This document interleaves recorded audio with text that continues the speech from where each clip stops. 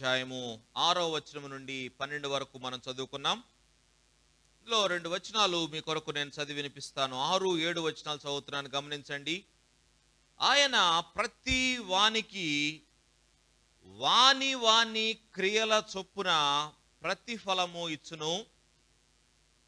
సత్క్రియను ఓపికగా చేయుచు మహిమను, ఘనతను, అక్షయతను వెదకు వారికి నిత్య జీవమును ఇచ్చును. నిత్య జీవమును ఇచ్చును. ఈ మాసం మనం నిత్య జీవం అనే అంశాన్ని మనం ధ్యానం చేస్తూ ఉన్నాం. Eternal life. ప్రార్థన చేసుకుందాం. కృప కలిగిన తండ్రి, ప్రేమ కలిగిన యేసయ్యా, మీకు వందనాలు ప్రభువా. ఉదయకాలము మీరిచ్చిన మాటలను బట్టి మిమ్మల్ని స్తుతిస్తూ ఉన్నాం. ఈ మాటలను ధ్యానించుండగా ప్రభువా అయినా మాకు కావలసిన జ్ఞానమును అనుగ్రహించండి. వినగల చెవి, సిద్ధమైన మనస్సు, వాక్యమును భద్రపరుచుకొని హృదయము మాకు అనుగ్రహించండి. నిలువబడిన మీ దాసుని మీ సిలువ చాటును మరుగుపరచండి. వాక్శక్తిని, ఆత్మ స్వాతంత్రమును అనుగ్రహించి బలమైన సాధనముగా వాడుకొనండి. మమ్మల్ందరినీ మీ చేతులకు అప్పగించుకుంటున్నాం. సాతాను అంధకార శక్తులను బంధిస్తున్నాం. వాతావరణం అనుకూలపరచమని వేడుకుంటున్నాం. రావలసిన వారు త్వరగా రావటానికి, ఆటంకాలు అధిగమించి రావటానికి మీ కృపను దయచేయమని, మా మాటలను, మా హృదయ ధ్యానము మీ దృష్టికి అంగీకారముగా చేయమని యేసయ్య అతి పరిశుద్ధ నామములో విన్నపములు అడిగి వేడుకుంటున్నాము తండ్రి. ఆమేన్. దేవుడు ఏ పక్షపాతము లేకుండా ప్రతి ఒక్కరికి తమ తమ క్రియల చొప్పున తీర్పు తీరుస్తారు. తమ తమ క్రియల చొప్పున తీర్పు తీరుస్తారు. కాబట్టి పౌలు భక్తుని హెచ్చరిక సంఘానికి ఏంటి పౌలు భక్తుని హెచ్చరిక? సత్క్రియను ఓపికగా చేయమంటున్నాడు. ఓపికగా చేయమంటున్నాడు. దేవుడు ప్రతి క్రియను బట్టి, మనం చేసే ప్రతి పనిని బట్టి దేవుడు పక్షపాతము లేకుండా తీర్పు తీరుస్తారు. కాబట్టి మనం ఏం చేయాలా? మంచి పనులు చేయాలా. మంచి పనులు చేయాలి. ఎందుకంటే క్రియలను బట్టి మనకు తీర్పు దేవుడు తీర్చబోతున్నాడు. మన క్రియలను బట్టే మనకి ప్రతిఫలం కలగబోతుంది. కనుక మనం చేసే ప్రతి క్రియ ఏమై ఉండాలి? సత్క్రియ అయి ఉండాలంటున్నాడు. సత్క్రియను ఎట్లా చేయాలంటున్నాడు? ఓపికగా చేయాలంటున్నాడు. ఓర్పు ఉండదు, సహనం ఉండదు. మంచి పనులు చేయడానికి కూడా చాలా మందికి చిరాకు. మంచి పనులు చేయడానికి కూడా చాలా అసహనం. ఓర్పు ఉండదు, ఓపిక ఉండదు. చాలా విసుక్కుంటా ఉంటారు. మంచి పనే కానీ విసుగు ఎక్కువ. అందుకనే సత్క్రియను ఓపికగా చేయండి. Bible is very clear about the judgement. దేవుని తీర్పు గురించి దేవుని వాక్యము చాలా స్పష్టముగా తెలియజేస్తా ఉంది. బైబిల్లో తీర్పును గురించిన వాక్యములు చాలా వ్రాయబడ్డాయి. హెబ్రీ పత్రిక 9వ అధ్యాయం 27వ వచనము ఏముంది అక్కడ? మనుష్యులు ఒక్కసారే మృతి పొందవలనని నియమింపబడెను. ఆ తరువాత ఏం జరుగుద్ది? తీర్పు జరుగును. తీర్పు ఉందన్నమాట. దేనిని బట్టి తీర్పు జరుగుతుంది? దేనిని బట్టి అంటే కొరింథీ 2వ పత్రిక 5వ అధ్యాయము 10వ వచనము చాలా క్లారిటీ పౌలు భక్తుడు అక్కడ ఇస్తా ఉన్నాడు. దేనిని బట్టి మనకు తీర్పు జరగబోతా ఉందో పౌలు భక్తుడు రాస్తా ఉన్నాడు, గమనించండి. కాబట్టి తాను జరిగించిన క్రియల చొప్పున అవి మంచివైనను సరే, చెడ్డవైనను సరే, దేహముతో జరిగించిన వాటి ఫలమును ప్రతివాడును పొందునట్లు మనమందరమును క్రీస్తు న్యాయపీఠము ఎదుట ప్రత్యక్షము కావలయును. మనమందరము. దేవుని సేవకులని లేదు, బిషప్పులని లేదు, రెవరెండ్లని లేదు, డాక్టర్లని లేదు. ఎవరు తప్పించుకోలేరు. దేవుని న్యాయపీఠము ఎదుట, క్రీస్తు న్యాయపీఠము ఎదుట ప్రతి ఒక్కరూ నిలవబడవలసిందే. ప్రతి ఒక్కరూ. ఎవరికి ప్రత్యేకమైన సీట్లు, స్థానాలు ఉండవు. మన దగ్గర అయితే ప్రత్యేకమైన స్థానాలు, సీట్లు ఉండాలా, ప్రత్యేకమైన పిలుపులు ఉండాలా. అలా లేకపోతే అలుగుతూ ఉంటారు చాలామంది. కానీ దేవుని సన్నిధిలో మనం నిలవబడినప్పుడు అందరూ సమానమే. బిషప్ లేదు, రెవరెండ్ లేదు, డాక్టర్ లేదు, ఇంకేదైనా ఈ లోక సంబంధమైన ఉద్యోగాలు, ఏ ఉన్నత ఉద్యోగం, కలెక్టర్ లేదు, మరి ఇంకేమన్నా ప్రధానమంత్రి లేదు, ప్రెసిడెంట్ లేదు. అందరూ దేవుని న్యాయపీఠము ఎదుట నిలవబడాలంట.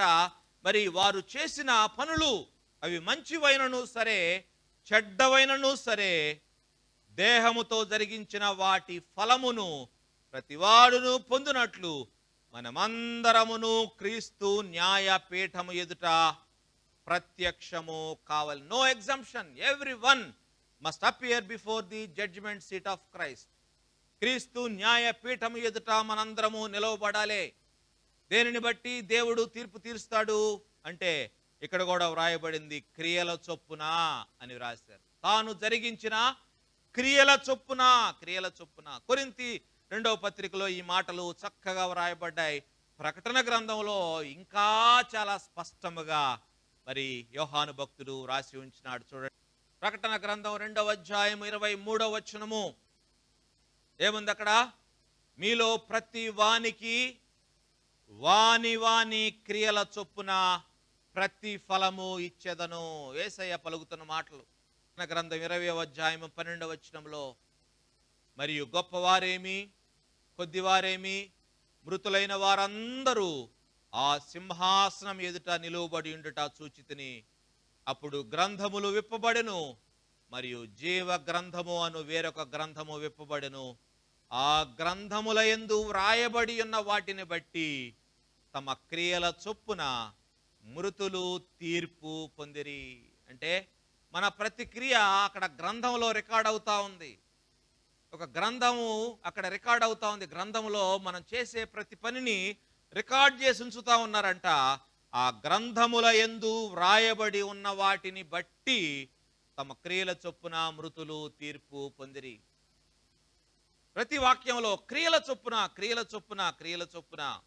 ప్రకటన 22:12 ఏమంటున్నాడు? యేసుక్రీస్తు ప్రభువారు, ఇదిగో త్వరగా వచ్చుచున్నాను, వాని వాని క్రియ చొప్పున ప్రతి వానికి ఇచ్చుటకు నేను సిద్ధపరచిన జీతము నా యొద్ద ఉన్నది, నా యొద్ద ఉన్నది. ప్రతి వానికి వారి వారి క్రియల చొప్పునే, క్రియల చొప్పునే. దేవుడు మనకి జీతం ఇచ్చినా, దేవుడు మనకు ప్రతిఫలం ఇచ్చినా, దేవుడు మనకు శిక్ష విధించినా దేన్ని బట్టి? మన క్రియలను బట్టి, క్రియలను బట్టి. మనం చేసే పనులను బట్టి మనం తీర్పు తీర్చబడతాం. మనం చేసే పనులను బట్టి మనం న్యాయ విమర్శలో నిలవబడతాం.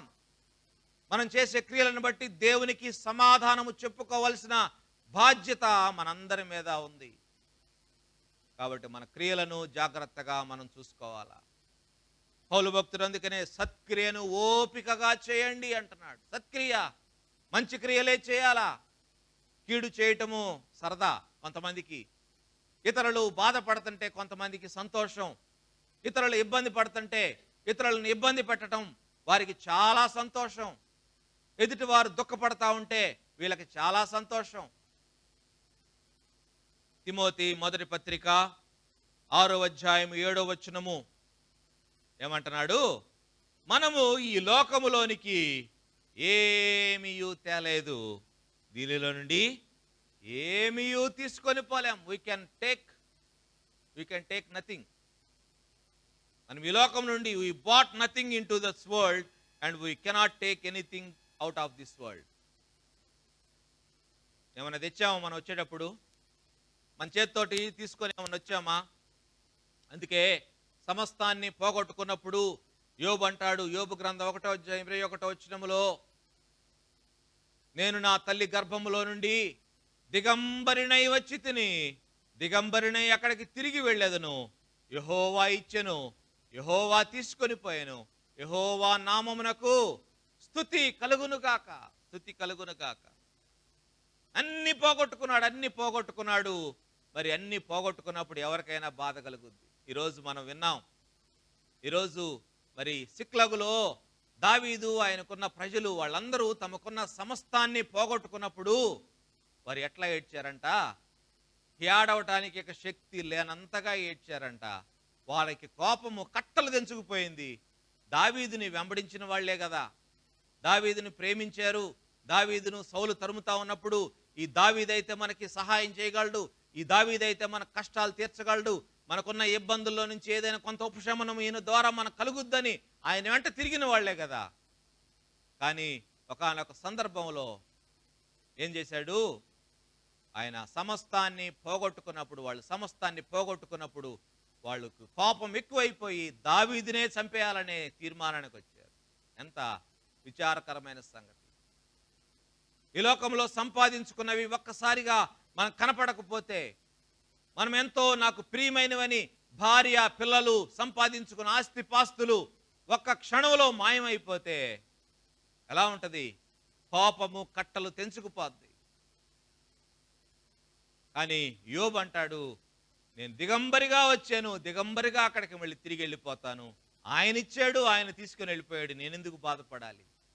ఆయన నామమునకు స్తుతి కలుగునుగాక, స్తుతి కలుగునుగాక. దేవుణ్ణి స్తుతించే మనస్సు దేవుడు ఆయనకు అనుగ్రహించినాడు. చాలా మంది భూమి మీద బ్రతికున్న కాలంలో మరి చక్కగా అలంకరించుకుంటారు, గోల్డ్ వాడుతుంటారు, గోల్డ్ వేసుకుంటారు. స్త్రీలైతే మంచి మంచి నగలు వాడుతూ ఉంటారు. కానీ చనిపోయినప్పుడు ఏముంచుతారు? ఒంటి మీద ఉంచుతారేమన్నా? ఉంచుతారా? ముక్కు పుడకతో సహా పీకేస్తారు, ప్రతిదీ పీకేస్తారు, ఏమి ఉంచరు. ఈ భూమి మీద మనం సంపాదించి మనం అలంకరించుకున్నవన్నిటినీ దిగంబరిగా మనల్ని లోపలికి పంపిస్తారు. కానీ మనకి ఏది మన చేతికి కానీ ఒంటికి కానీ దేన్ని ఉండనివ్వరు. దిగంబరిగా ఈ లోకంలోనికి వచ్చాము, దిగంబరిగా మళ్ళీ తిరిగి వెళ్ళిపోతాం. ఏం తీసుకెళ్తాం మనతోటంటే వీ కెన్ టేక్ నథింగ్. ఈ లోకంలో నుంచి మనం తిరిగి ఒట్టి చేతులతోనే వెళ్ళిపోవాలా? ఈ లోకంలో నుంచి మనం ఏమీ తీసుకొని పోలేము. కానీ ఒకటి తీసుకెళ్ళగలం. ఏం తీసుకెళ్ళగలం అంటే చూడండి, ప్రకటన గ్రంథము 14వ అధ్యాయము 13వ వచనం. ఇప్పటి నుండి ప్రభువునందు మృతినందు మృతులు ధన్యులు అని వ్రాయుమని పరలోకము నుండి స్వరము చెప్పగా వింటిని. నిజమే, వారు తమ ప్రయాసములు మాని విశ్రాంతి పొందుదురు, వారి క్రియలు వారి వెంట పోవును అని ఆత్మ చెప్తున్నాడు. ఏం పోతాయి? వారి వెంట పోయాయి వారి క్రియలు మాత్రమే. వజ్ర వైఢూర్యాలు రావు, బంగారం రాదు, మనం సంపాదించిన ఇళ్ళు బంగళాలు ఏమి రావు. మన వెంట వచ్చేది ఏంటంట? మనం తీసుకెళ్ళగలిగేది మన క్రియలు మాత్రమే అంట. వారి క్రియలు వారి వెంట పోవునని ఆత్మ చెబుతూ ఉన్నాడు. మన వెంట వచ్చేది మన క్రియలే. మనకు తీర్పు తీర్చబడేది కూడా ఈ క్రియలను బట్టే. పౌలు భక్తుడు చాలా తేటగా రాశాడు, అవి మంచివైనా సరే చెడ్డవైనా సరే మనం చేసే ప్రతి పనిని బట్టి మనము తీర్పు పొందుతాము అని వ్రాయబడింది. కాబట్టి క్రియలు సత్క్రియలుగా ఉండాలా. మనం చేసే ప్రతి పని మంచి పని అయి ఉండాలా. మత్తయి 2 సువార్తలలో ఒక వ్యక్తి మనకు కనపడతాడు. ఆయన యేసయ్య దగ్గరకు వచ్చి అడుగుతాడయ్యా, నిత్య జీవానికి వారసుడిని అవటానికి నేనేమి చేయాలా అంటే యేసయ్య అడుగుతారు, ఆజ్ఞలు పాటిస్తున్నావా? ఈ వ్యక్తి నిత్య జీవానికి వారసుడిని అవ్వాలంటే ఏం చేయాలంటే ప్రభు అన్నారు, నీవు ఏం చేయాలా? నీకు ఒకటి కొదువుగా ఉన్నది, నీవు వెళ్ళి నీకు కలిగినవి అన్నీ అమ్మి బేదలకు ఇచ్చివేయము అంటాడు. నీకు కలిగినవన్నీ అమ్మి బేదలకు ఇచ్చివేయి, అప్పుడు పరలోకములో నీకు ధనము కలుగును అని చెప్పిన తర్వాత నీవు వచ్చి నన్ను వెంబడించు. ఈ లోకంలో నీకు కలిగి ఉన్న నీకు ఒకటి కొదువుగా ఉంది. ఏంటి కొదువుగా ఉందంటే ఆస్తి కలిగి ఉండటమే కొదువు అంట. ఆస్తి కలిగి ఉండటం. ఆస్తి కలిగి ఉన్నావు నువ్వు, నీ ఆస్తి నమ్మి బేదలకు ఇచ్చివేయి, అప్పుడు పరలోకములో నీకు ధనం కలుగుతుంది, నిత్య జీవానికి నీవు వారసుడు అవుతావు అంటాడు. 2 సువార్తికులు మరి ఈ విషయం గురించి నోట్ డౌన్ చేశారు అంటే ఇది చాలా ప్రాముఖ్యమైన సంగతి అని మనం అర్థం చేసుకోవాలా. యేసయ్య కూడా కొండ మీద ప్రసంగంలో అంటారు, మత్తయి సువార్త 6వ అధ్యాయము 19-20 వచనాల్లో యేసు ప్రభు అంటారు, భూమి మీద మీ కొరకు ధనము కూర్చుకొనవద్దు. ఇక్కడ చిమ్మెట చిమ్మెట తుప్పు తినేస్తాయి. దొంగలు కన్నం వేసి దొంగిలుతారు. పరలోకమందు మీ కొరకు ధనము కూర్చుకొనుడి. పరలోకములో మీ కొరకు ధనము కూర్చుకోండి. ఈ లోకంలో దొంగలు ఉన్నారు, ఈ లోకంలో తుప్పు ఉంటుంది, ఈ లోకంలో చిమ్మెట ఉంటుంది, ఈ లోకంలో చెదలుంటది. ఈ లోకంలో ధనము కూర్చుకుంటే చిమ్మెట తుప్పు తినివేస్తాయి, దొంగలు కన్నం వేసి దొంగిలుతారు. కాబట్టి మీరు పరలోకములో ధనము కూర్చుకోండి. Very important issue. పరలోకంలో ధనం ఎట్లా కూర్చుకోవాలా? భూమి మీద మంచి పనులు చేయటం ద్వారా పరలోకంలో ధనము కూర్చుకోవచ్చు. భూమి మీద సత్క్రియలు చేయటం ద్వారా, భూమి మీద మంచి పనులు అంటే యేసయ్య అన్నారు, నీకు కలిగినవన్నీ అమ్మి బేదలకిచ్చివేయి, అంటే నీ డబ్బంతా మంచి కార్యముల కొరకు వెచ్చించు, బేదలకు సహాయం చేయి. యేసయ్య అంటారు, అల్పులైన వారికి చేస్తే నాకు చేసినట్లే అంటారు. మిక్కిలి అల్పులైన వారికి మీరు చేస్తే నాకు చేసినట్లే అంటారు యేసయ్య. కాబట్టి పౌలు భక్తుడు అంటున్నాడు, పౌలు భక్తుడు కూడా అంటాడు, ఇదే సందర్భంలో నేను క్రీస్తును సంపాదించుకొని సమస్తమును ఎందుకు పనికిరాని వాటితో సమానముగా నేను ఎంచుచున్నాను అంటాడు. క్రీస్తును సంపాదించుకొని సమస్తమును దేనికి పనికిరాని వాటితో సమానముగా నేను ఎంచుచున్నాను. కొరింథీ 2వ పత్రిక 12వ అధ్యాయము 15వ వచనం ఏమంటున్నాడు? నాకు కలిగినది యావత్తు మీ ఆత్మల కొరకు బహు సంతోషముగా వ్యయపరచెదను, నన్నును నేను వ్యయపరచుకున్నాను. పౌలు భక్తుడు పరలోకములో ధనము కూర్చుకున్నాడంట. తనకు కలిగినది యావత్తు ఆత్మల సంపాదన కొరకు బహు సంతోషముగా వ్యయం చేశాడంట. ఆత్మల సంపాదన కొరకు తనకు కలిగినవన్నిటినీ వదిలేసుకున్నాడు. యోధీ కాలం మనల్ని మనం ప్రశ్నించుకోవాల్సిన ప్రశ్న ఏంటంటే, నా ధనాన్ని నేను ఎక్కడ కూర్చుకుంటున్నాను? Where I'm storing my treasures? పరలోకములోనా, భూమి మీద ఎక్కడ కూర్చుకుంటున్నాను నా ధనము? లోకంలో సంపాదించేవన్నీ మనం విడిచిపెట్టాల్సినవే కదా. ఈ లోకము మనకు కలిగినవన్నీ మనం విడిచిపెట్టాల్సినవే కదా. అన్నీ విడిచిపెట్టి ఒట్టి చేతులతో పోవాల్సిందే కదా. కాబట్టి ఆస్తుల సంపాదన కొరకు ప్రాకులాడవద్దు, భూముల సంపాదన కొరకు ప్రాకులాడవద్దు. అది సంపాదించాలి, ఇది సంపాదించాలి, అది కొనాలి, ఇది కొనాలి, ప్రాకులాడవద్దు.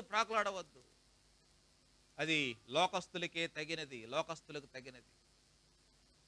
లోకం వాటి కొరకు ప్రాకులాడుతూ ఉంటుంది, వాటి వెనక మరి లోకం పడతా ఉంటుంది. కానీ క్రైస్తవ విశ్వాసులముగా వాటి వెనకాల మనం పరిగెత్తకూడదు. అవి మన వెనకాల పరిగెత్తుకొని రావాలా. మనం వాటి కొరకు ప్రయాసపడకూడదు, ప్రాకులాడకూడదు. సంపాదించటానికి మనం మన జీవితాన్ని, కష్టాన్ని వ్యయం చేయకూడదు అని మీ జ్ఞాపకం చేస్తా ఉన్నాను. ఎందుకంటే భూమియు దాని కృత్యములన్నీ కాలిపోవును.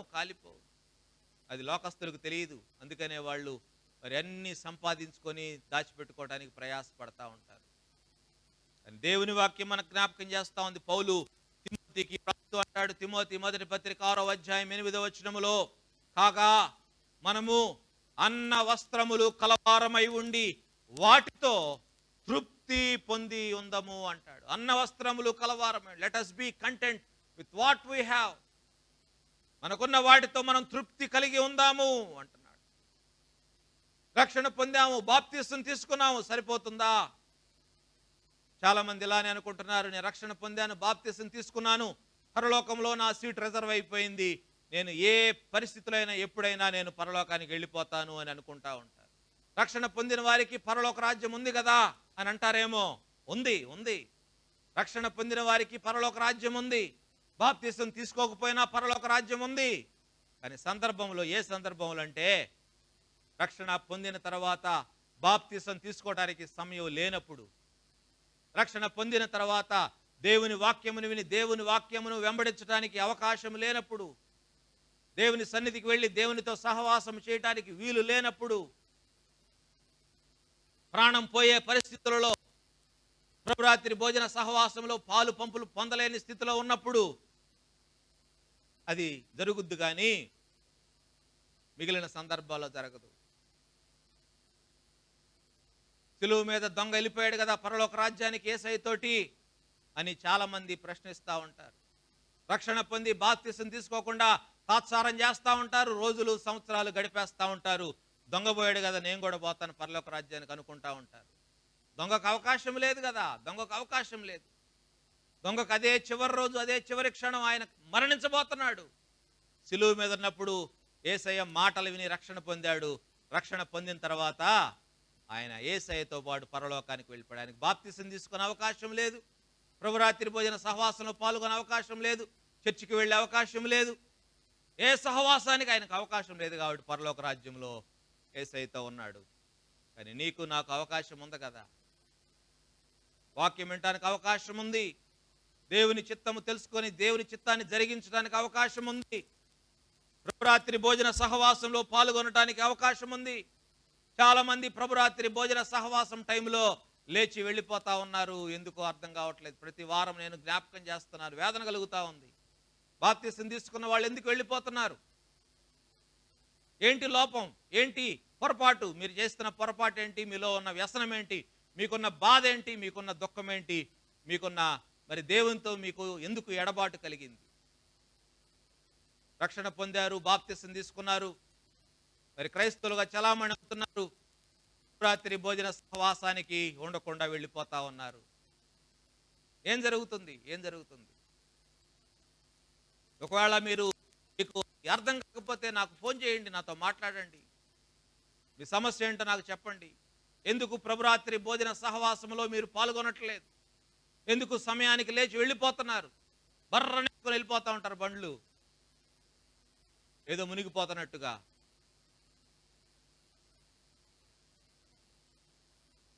అర్థం చేసుకోవడానికి ప్రయత్నం చేయండి. రక్షణ పొందిన వారికి పరలోక రాజ్యం ఉంది, కానీ మరి క్రిందవి చేయటానికి అవకాశం లేనప్పుడు మాత్రమే అది జరుగుతుంది. క్రిందవి చేయటానికి అవకాశం ఉన్నప్పుడు అది పనిచేయదు. అందుకు తల వంచండి, ప్రార్థన చేసుకుందాం, మన జీవితాలను మనం పరిశీలన చేసుకుందాం, మనల్ని ప్రశ్నించుకుందాం. మన జీవితాల్లో పొరపాట్లు, లోపాలు సహజం. వాటిని మరి దేవుడు తీర్చగలడు, కానీ మనం ఏం చేయలేం వాటి గురించి. కానీ కొన్ని విషయాలు మనుషులతో పంచుకుంటే కొన్ని తీరిపోతాయి. తోటి సేవకులతోటి లేకపోతే తోటి విశ్వాసులతో కొన్ని విషయాలు పంచుకుంటే కొన్ని సమస్యలు పరిష్కారం అవుతాయి. ఉదయకాలం మనం దేవుని సన్నిధిలో ఉన్నాం. మరి ఎందుకు దేవునికి దూరముగా జీవిస్తున్నామో మనల్ని మనం ప్రశ్నించుకుందాం. మనలో లోపాలు ఏమైనా ఉంటే సరి చేసుకోవడానికి మనం ప్రయత్నం చేద్దాం. ప్రభు మనకు అవకాశం ఇస్తా ఉన్నారు. నిత్య జీవం కావాలని ప్రతి ఒక్కరూ కోరుకుంటారు, నరకానికి వెళ్ళాలని ఎవ్వరు కోరుకోరు కదా. పరలోక రాజ్యంలో ఉండాలని అందరూ కోరుకుంటారు. పరలోక రాజ్యంలో ఉండాలంటే దానికి కొన్ని కండిషన్స్ ఉంటాయి. ఆ కండిషన్స్ని మనం తప్పక పాటించవలసిందే. భూమి మీద మనం బ్రతికున్నాం, మనకు అవకాశం ఉంది. అవకాశం లేని వారి సంగతి మనకు తెలియదు, కానీ అవకాశం ఉన్నప్పుడు మనం ఖచ్చితంగా దేవుడు పెట్టిన కండిషన్స్ని మనం పాటించవలసిందే. అడుగుదాం. ప్రేమ కలిగిన తండ్రి, కృప కలిగిన యేసయ్యా, మీకు వందనాలు ప్రభువా. అయినా మాకందరికీ నిత్య జీవము కావాల్సిందే, కానీ నిత్య జీవమునికి కావాల్సిన ఏర్పాట్లు మేము చేసుకోవట్లేదు ప్రభువా. అలా ఎన్నో లోపాలు, మాలో ఎన్నో బలహీనతలు, మాలో ఎన్నో నాయన శోధనలు, ఎన్నో పోరాటాలు మా జీవితంలో ప్రభువా. వాటి వల్ల నాయన మేము ఎంతో వెనకబడి ఉన్నాం. నిత్య జీవానికి కావలసిన క్వాలిఫికేషన్స్ మాలో కొదువుగా ఉన్నాయి ప్రభువా. సహాయం చేయండి. మేమందరం ప్రభువా మీకు ఇష్టమైన వారుగా మేము జీవించడానికి సహాయం అనుగ్రహించమని వేడుకుంటాం. సత్క్రియను ఓపికగా చేయమంటున్నాడు పౌలు భక్తుడు. నిజమే ప్రభువా, మా సత్క్రియలు మా వెంట వస్తాయి అంటున్నారు. మా సత్క్రియలను బట్టి మేము తీర్పు తీర్చబడతాం. మంచివైనా చెడ్డమైనా ప్రతి క్రియను బట్టి తీర్పు తీరుస్తారని వాక్యం తెలియజేస్తాం. అటు తీర్పు దినాన మేము మీ ముందు నిలబడినప్పుడు ప్రభువా, మా మంచి క్రియలను బట్టే మేము తీర్పు పొందుటకు నాయన మీ కృపను మాకు దయచేయండి. నాయన అలా ఉన్న పొరపాట్లను సరి చేసుకోవడానికి కావాల్సిన జ్ఞానం మాకు దయచేయండి. అలా ఉన్న బలహీనతలను సరి చేసుకోవడానికి కావాల్సిన జ్ఞానం మాకు దయచేయండి. మమ్మల్ని అందరినీ మీ ఆధీనంలో ఉంచుకోనండి ప్రభువా. మరి సాతాను ప్రభువా అనేక సార్లు మా బలహీనతలను ఆసరాగా చేసుకొని మమ్మల్ని ఆయన బందీలుగా చేస్తా ఉన్నాడు. జ్ఞాపకం చేసుకోండి. వాడి చేతి నుంచి మమ్మల్ని విడిపించమని వేడుకుంటున్నాం. జ్ఞానము దయచేయండి అని మీ ఆధీనంలో మమ్మల్ని ఉంచుకొని మీరు అక్కడ పర్యంతము మమ్మల్ని రక్షించమని, కాపాడమని నిత్య జీవమునకు నాయన వారసులు మగ్గునట్లుగా మమ్మల్ని మేము సిద్ధపరచుకొనుటకు మీ కృపను మా అందరికీ దయచేయమని మెండైన దీవెనలు ప్రతి ఒక్కరిపై కుమ్మరించమని యేసయ్య అతి పరిశుద్ధ నామములో విన్నపములు అడిగి వేడుకుంటున్నాము తండ్రి. ఆమేన్.